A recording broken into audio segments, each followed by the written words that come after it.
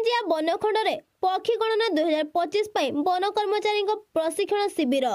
ଜଙ୍ଗଲ ପରିବେଶ ଓ ଜଳବାୟୁ ପରିବର୍ତ୍ତନ ବିଭାଗ ଓଡ଼ିଶା ସରକାରଙ୍କ ପକ୍ଷରୁ ପ୍ରତ୍ୟେକ ବର୍ଷ ଜାନୁଆରୀ ମାସ ପ୍ରଥମ ବା ଦ୍ୱିତୀୟ ସପ୍ତାହରେ ସମସ୍ତ ବନଖଣ୍ଡରେ ପକ୍ଷୀ ଗଣନା କରାଯାଇଥାଏ।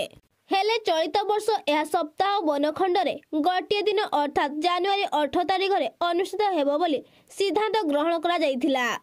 ଏହି ପରିପ୍ରେକ୍ଷୀରେ କରଞ୍ଜିଆ ବନଖଣ୍ଡରେ ମଧ୍ୟ ସୁଚାରୁ ରୂପେ ପକ୍ଷୀ ଗଣନା କରିବା ପାଇଁ ଆଜି କରଞ୍ଜିଆ ବନଖଣ୍ଡ କାର୍ଯ୍ୟାଳୟ ସମ୍ମିଳନୀ କକ୍ଷରେ 4ଟି ବନାଞ୍ଚଳ 22ଟି ସେକ୍ସନରେ କାର୍ଯ୍ୟରତ ସମସ୍ତ 75 ଜଣ ବନରକ୍ଷୀ, 25 ଜଣ ବନପାଳ ବନାଞ୍ଚଳ ଅଧିକାରୀ ଏବଂ ସହକାରୀ ବନାଞ୍ଚଳ ଅଧିକାରୀଗଣ ଉପସ୍ଥିତ ହୋଇ ପ୍ରଶିକ୍ଷଣ ପ୍ରାପ୍ତ କରିଥିଲେ।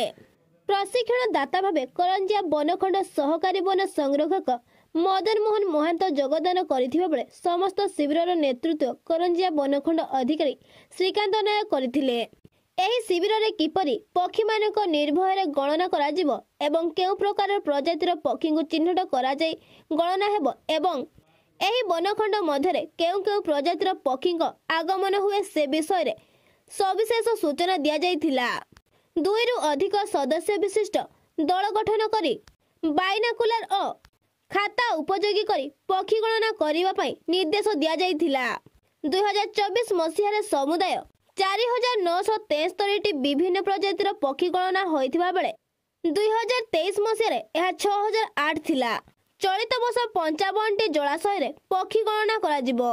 ଗତ ବର୍ଷ ଠାକୁରମୁଣ୍ଡା ବନାଞ୍ଚଳରେ 157ଟି, କରଞ୍ଜିଆ ବନାଞ୍ଚଳରେ 1255, ଦୁଧିଆଣୀ ବନାଞ୍ଚଳରେ 2271ଟି ଓ ସାତକୋଶିଆ ବନାଞ୍ଚଳରେ 1290ଟି ପକ୍ଷୀ ଗଣନା କରାଯାଇଥିଲା।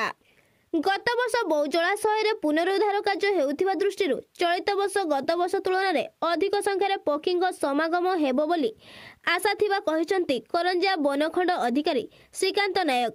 ମୟୂରଭଞ୍ଜରୁ ସତ୍ୟବ୍ରତ ମିଶ୍ରଙ୍କ ରିପୋର୍ଟ, ଅନୁଧ୍ୟାନ ଟିଭି।